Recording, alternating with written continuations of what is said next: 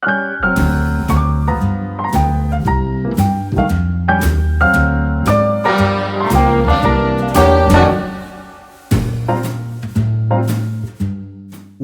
Fernando Pessoa costumava dizer que há 3 tipos de sorte, uma que resulta da natureza, outra da social e outra que é pura sorte, não é? Portanto, esse elemento é fundamental. Portanto, aqui o jogo é, no fundo, eu tentar ligar partes que dependem de mim, partes que não dependem quase de mim, de natureza, e outras que a pessoa está lá, quer dizer, calhou, não é? Foi morto. Portanto, quer dizer, o Messi ou o Ronaldo, não sei o quê, podem ser tipos brilhantes e tal, mas eles tiveram que ter a sorte de, em cada momento, poder as coisas correrem daquela maneira, não da outra. Quer dizer, há dezenas ou centenas de tipos, se calhar igualmente bons, e que não tiveram coisas que a pessoa não sabe, portanto, explicar, não é? Portanto, isso, a pessoa perder isso depois está ligado a uma série de outras coisas, não é? Que é fundamental, não é? Quer dizer, isso às vezes fazia, que às vezes até tipos que, no fundo, queriam conhecer uma rapariga, ou rapaz e tal, pudessem usar até sortes manipuladas para a pessoa ter a ideia que aquele encontro que foi ocasional, não é? Portanto, então, muitas das escolhas antigamente eram feitas também com base na sorte, com base em sorteio, com base em escolhas, porque elas assim não dependiam deste tipo, daquele outro, não é? Dos deuses, do não sei quantos, da sorte, o que a pessoa quiser chamar, não é?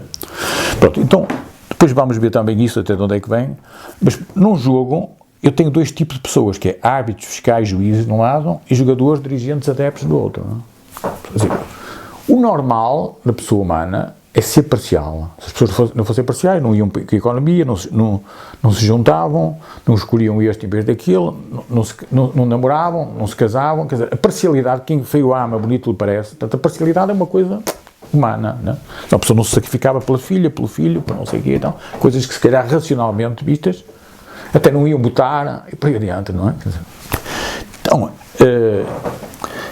então tem aqui esse lado parcial. Só que esse lado parcial, levado ao limite, tornava incompatível a sociedade, não é? Portanto, eu às vezes costumo dizer, há países, por exemplo, vamos imaginar, em África há muitos países em que a amizade é uma coisa muito mais importante que na Europa, não é? A pessoa por um amigo mata outro, não é? Portanto, a pessoa leva aquilo ao limite, não é? Então tem que, ou às vezes também num outro país, diziam, um indivíduo deu um golpe de Estado, tinha 3 irmãos, e depois criou um governo e só levou 2, portanto. Então o povo viu logo que ele não gostava do outro irmão, não é? Portanto, aqui, como é que eu vou limitar essa tal parcialidade?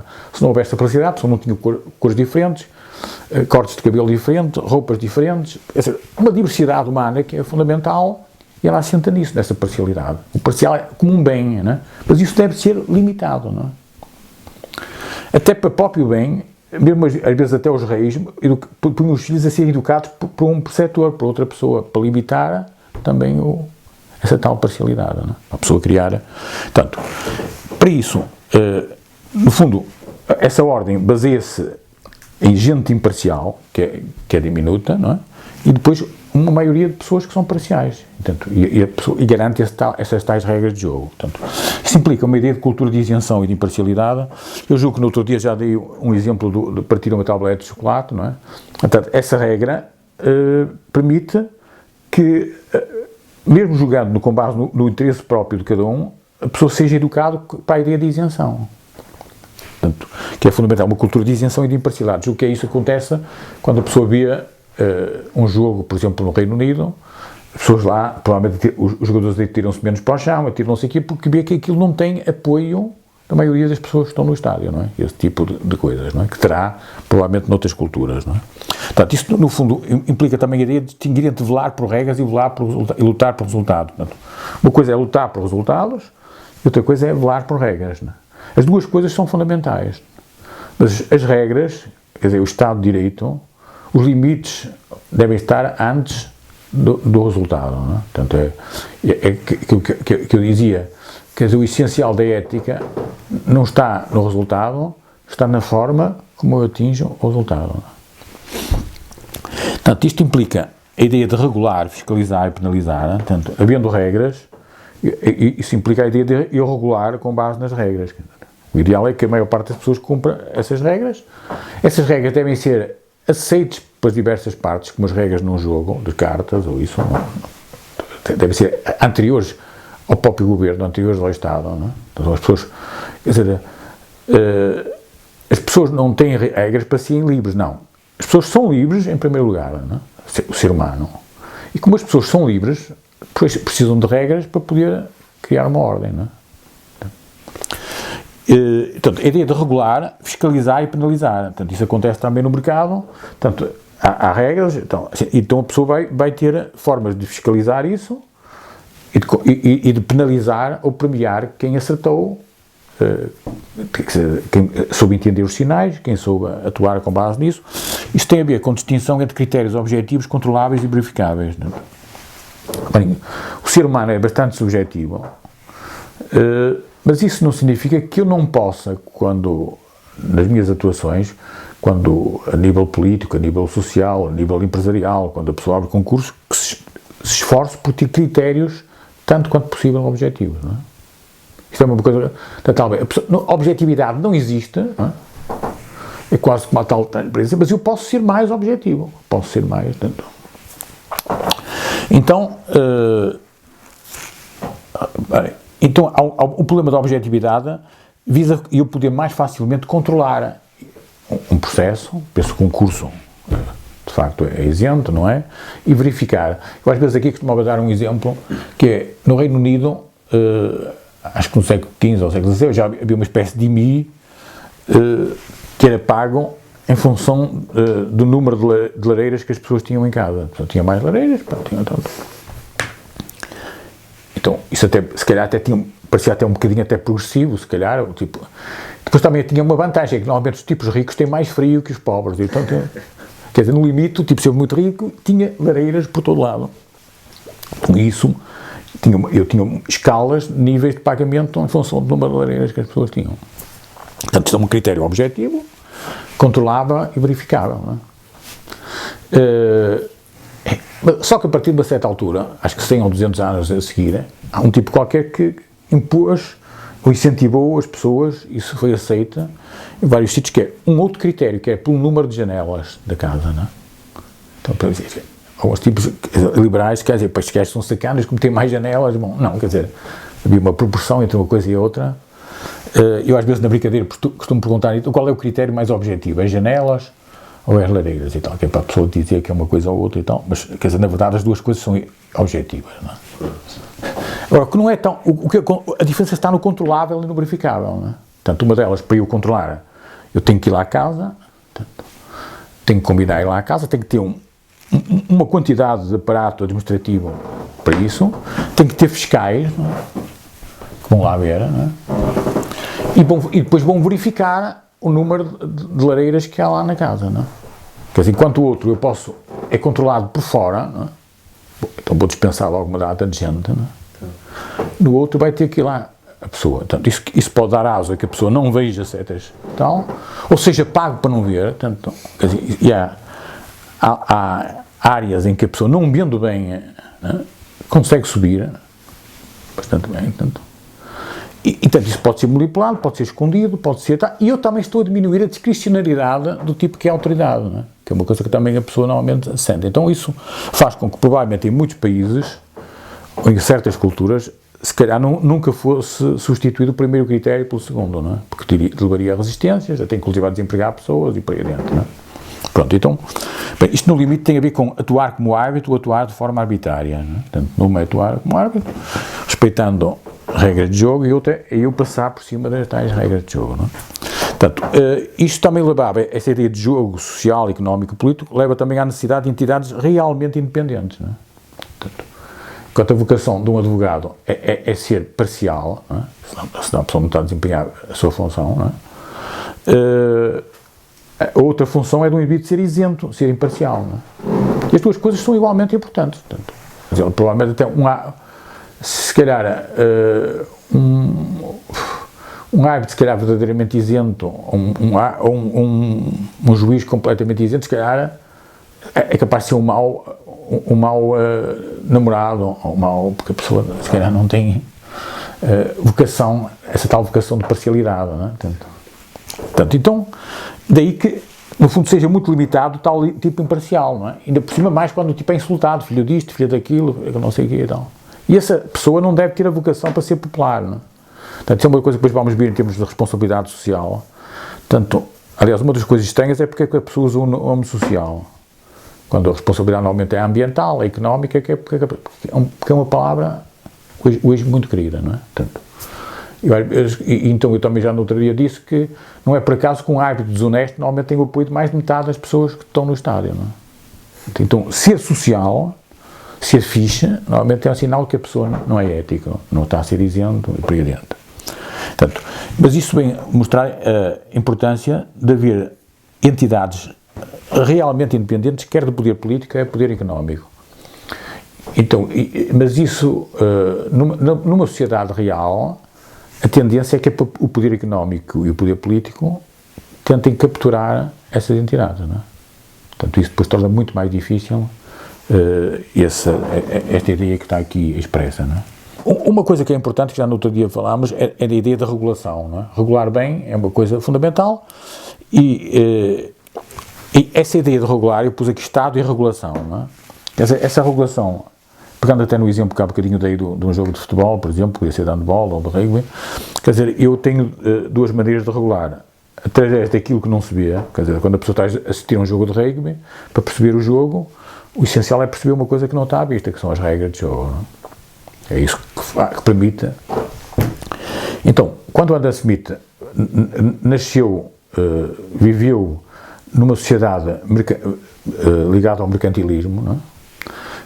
Muito poder do Estado, portanto, ele viu que a melhor forma de servir as pessoas era não privilegiar tanto os produtores e dar mais bola aos consumidores.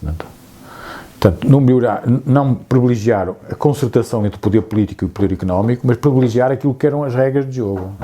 A concorrência, portanto, quer dizer, normalmente a pessoa põe uma coisa que é privado, o que é melhor, privado ou público? Não, quer dizer, o privado, isso é uma falsa dicotomia, não é? Portanto, o essencial é haver concorrência. Não é? Só a concorrência é que pode disciplinar o público ou o privado. A pessoa pode até em termos de achar que pode uma coisa pública.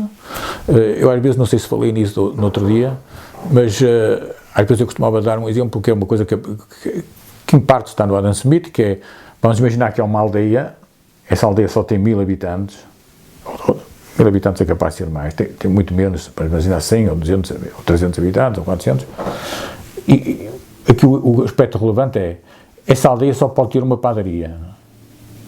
Portanto, o que é melhor, essa padaria ser privada ou ser pública? Portanto, eu normalmente fazia isto, que era para a pessoa que é de esquerda e direita, escolher. Mas, na verdade, havendo só uma padaria, quer dizer, é indiferente ser privada ou ser pública. Não é? Quer dizer, o tipo que está à frente da padaria, com o tempo, ou a mulher, ou a filha e tal, vai abusar, provavelmente vai passar a fazer só 2 em 2 dias, 3 em 3 dias, não tem tanto. Portanto, ser privada ou ser pública, quer dizer, no limite pode não ser mais relevante, não é? É muito importante perceber que, mais uma vez, é tal coisa de sistema político, sistema económico, Estado de Direito, economia de mercado. Portanto, não. Quer dizer, muito disto, a garantia disto está na qualidade dos valores da sociedade civil, não é? Que é coisas quase que a pessoa faz. Reparem, não depende de tanta quantidade de coisas que a pessoa faz, é de coisas que não faz, que em certas sociedades a pessoa não se atreve a fazer, não é? Certo. E valores, e também não tem a ver com a pessoa lá a partir do princípio que as pessoas são boas, não, se calhar eu tenho instituições que garantem que mesmo um tipo sacana se comporta devidamente. Que mesmo indivíduos que não são excepcionais sirvam os outros, façam camisolas, casacos que a pessoa usa, não é? Não é preciso ser excepcional para fazer um homem novo. Então, portanto, há um ditado puritano que diz que aquele que diz que o homem é completamente perverso não pode ser um homem completamente mau, não é? Portanto, isso, muitas daquelas sociedades assentam nisso, a ideia que o tipo é capaz de fazer o pior, e portanto um tipo vai limitar isso, não é? Enquanto provavelmente em muitos países como o nosso, a pessoa parte pensar que é tudo bons rapazes, é tudo malta porreira, são todos bons, são alguns é que são maus, os tipos que a pessoa não gosta, mas é tudo gente boa, então isso escolhe gajos porreiros, tal, então um tipo entra na miséria com gajos porreiros, não é? Portanto, este aspecto da sociedade, depois nós vamos voltar a isso, mas é fundamental. E, portanto, eu para moralizar a sociedade, tenho que moralizar as pessoas que compõem essa sociedade. Não é? Se as pessoas acham que se a pessoa quer que as coisas sejam assim, pá, vai escolher políticos assim, empresários assim, e por aí adiante. Acho que, se calhar, depois, mais tarde, temos outra possibilidade. Há um autor que eu gosto bastante, que é um tipo chamado Niskanen, então ele costuma dizer muito que falar de uma infraestrutura básica de uma economia de mercado. Portanto, é uma outra maneira de tratar aquilo que já tratámos, mas através de três instituições básicas, não é? Portanto, isto no fundo são aproximações a tentar perceber como é que funciona o mercado. Depois aqui, mais que as diferenças nas capacidades humanas, investimentos privados e públicos, recursos naturais e políticas do governo, importaria dar atenção ao menos visível e menos quantificável. Não é? Portanto, é tomar atenção àquilo que não se vê. Isso que muitas vezes é determinante para um país ser rico ou ser pobre. Não é? É como se fosse não o que se faz, mas o que não se faz. Não é? Portanto, é como se... quer dizer, em certo sentido, é como se o Estado, entre aspas, tivesse uma função negativa, que é impedir que as pessoas façam certas coisas, como o árbitro, não é? Ou funções positivas. E a pessoa liga essencialmente a funções positivas, que faz isto, faz aquilo, não atende. Bem, então, tem aqui três instituições básicas. O sistema jurídico, que é a estabilidade da propriedade, portanto, que é, no fundo, a pessoa tem uma propriedade e isso tem um caráter estável, não depender da pessoa que muda, que... Às vezes dava-se um exemplo de muitos mexicanos atravessavam a fronteira, eram tipos que eram considerados preguiçosos, que não trabalhavam e tal, e passavam a ser tipos de trabalhadores a fazer. Então. E sim, parte, muitos desses tipos vinham da agricultura. E o que é que se passava? É que a propriedade privada no México era uma mistura, não sei se agora ainda é, uma espécie de mistura de capitalismo e socialismo. A pessoa não tinha, vamos imaginar, tinha a propriedade por 20 anos, mas não tinha garantia que aquilo passasse para o filho, não é? Certo. E propriedade, quanto mais bem tratada era, provavelmente mais criava o apetite do tipo que administrativamente falava. Portanto, isso criava um centro de sentido, criava não sei o quê e tal. Portanto, estabilidade da propriedade, depois transmissão por consentimento.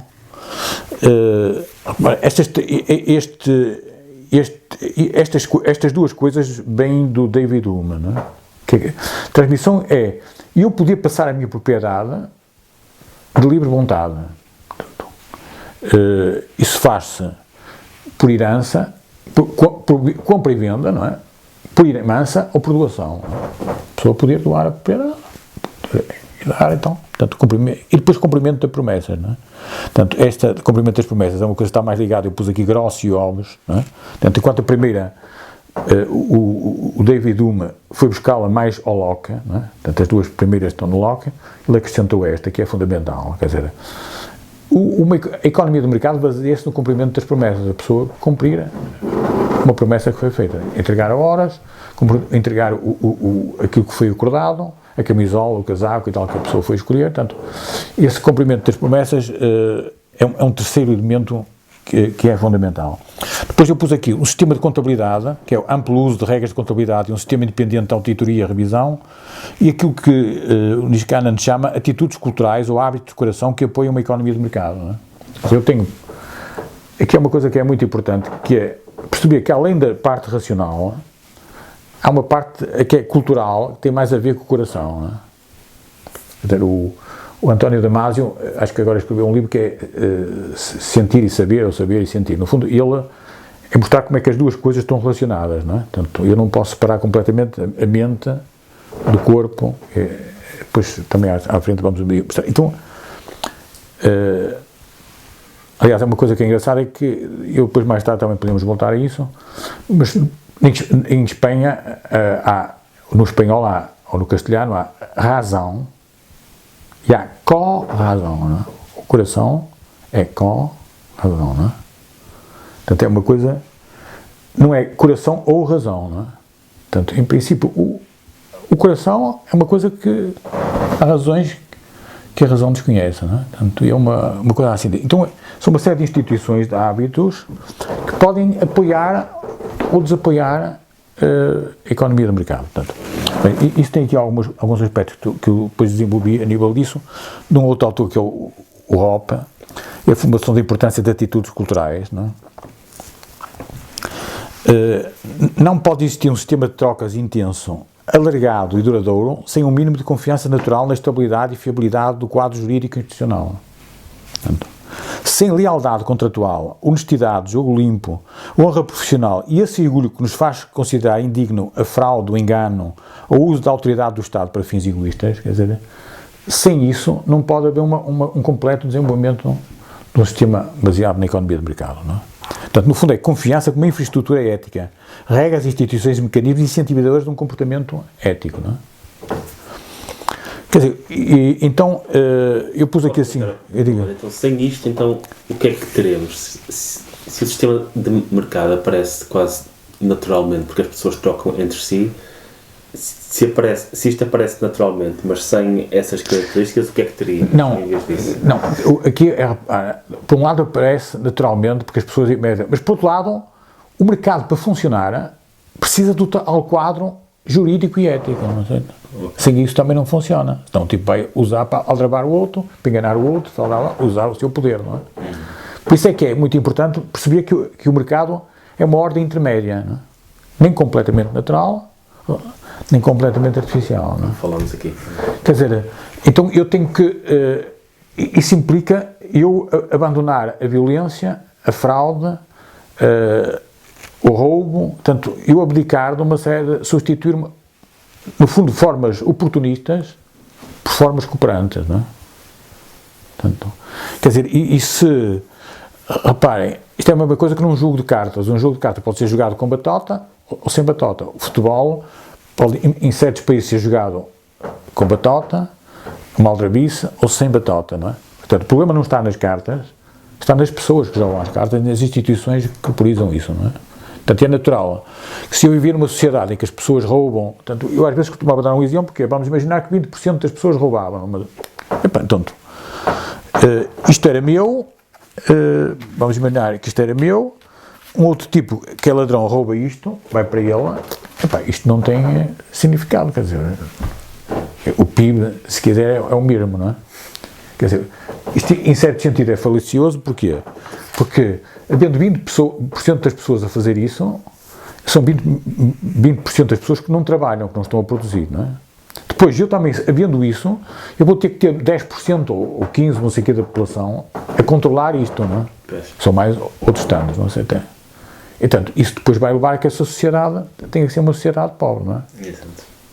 Portanto, às vezes uma garrafa de whisky, vamos imaginar num determinado país subdesenvolvido, pobre, se calhar a garrafa de whisky custou o dobro do que custa na Suécia ou na Dinamarca. Como é que isso é possível? Quer dizer, é possível porque há umas tantas garrafas que são descarregadas, quer dizer, há um país em que a pessoa para descarregar tinha que ter tipos de metralhadora a assistir ao descarregar, não, tipo, depois para levar para o sítio tinha um camionista e um outro tipo a acompanhá-lo para fiscalizar o indivíduo, e mesmo assim isso não, quer dizer, no fim daquilo tudo, vamos imaginar, desapareciam 60% das garrafas, quer dizer, eram distribuídas 40%, mas provavelmente só 20% das garrafas é que eram pagas, quem pagava tinha que pagar tudo, não sei.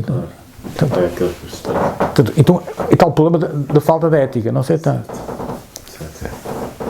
Então, não havendo isso, não havendo confiança, isto vai ficar muito mais caro, não é? Então, eu vou ter que comprar, portanto, se um tipo tem uma namorada bonita e desconfia dela, tem que ser muito rico para ter namorada bonita, senão não pode, vai exigir muito, tem que gastar muito dinheiro para controlar.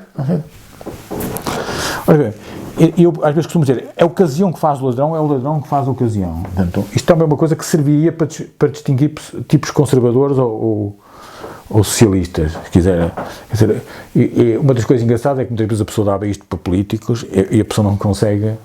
O que é que acham que é mais normal? É a ocasião faz o ladrão ou o ladrão faz a ocasião? O que é que um tipo, mais do bloco de esquerda devia defender, não é?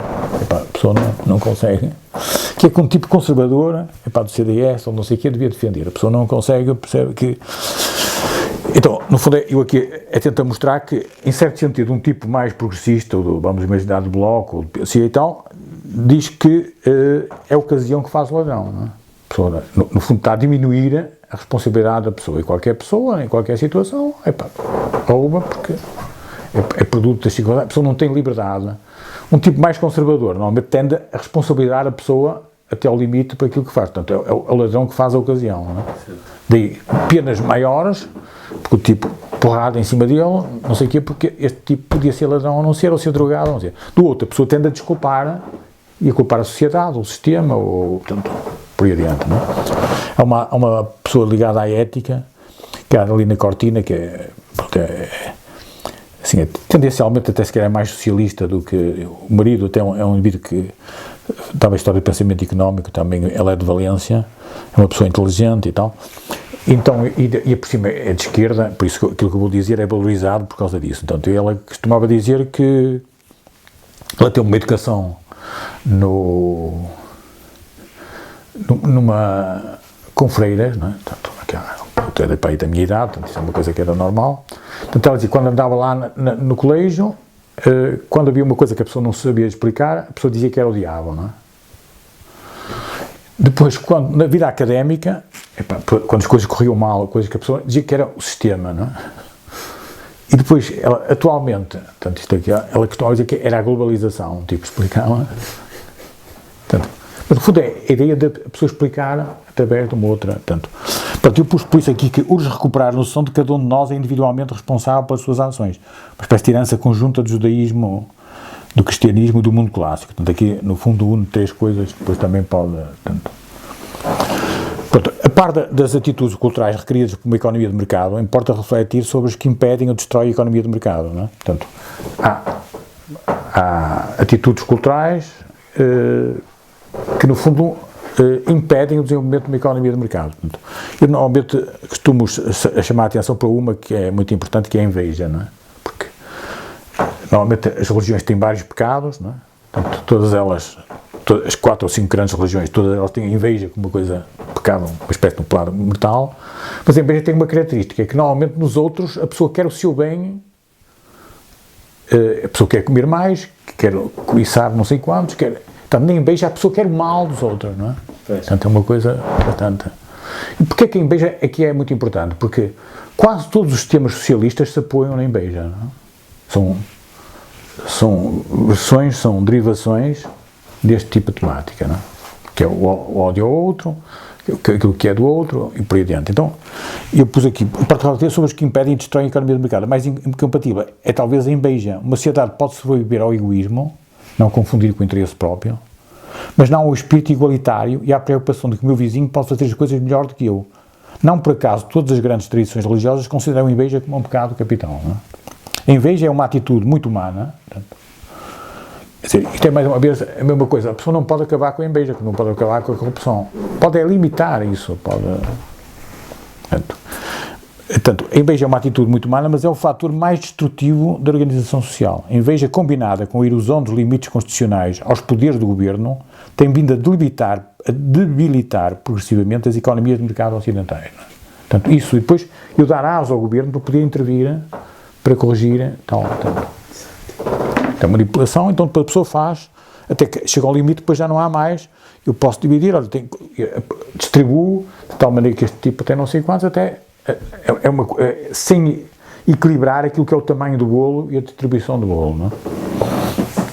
Pronto, então, eu costumo aqui contar uma história, que é, aliás, é também do Niskanen, que é, ele conta uma história que é, a Sérvia teve na base da Primeira Guerra Mundial e da Segunda Guerra Mundial, portanto, começou ali, quer dizer, acidentalmente e tal. Então, e os sérvios são ortodoxos, portanto, e além disso tem uma coisa parecida com os brasileiros, é que acham que o Deus é ortodoxo, é sérvio, não é?